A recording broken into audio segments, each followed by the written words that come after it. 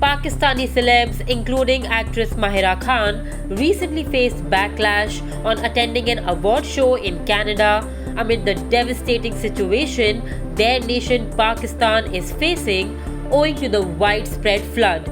Reacting to it, Mahira has now said that the unkind commentary never ends. Taking to her Twitter handle, Mahira wrote, "It's never okay for us, the artists of your country. I have and will continue to do my part. If it makes you happy, I can take some pictures while at it. Oh, but then it'll be showing off doing charity. The unkind commentary never ends. You do you, I will do me."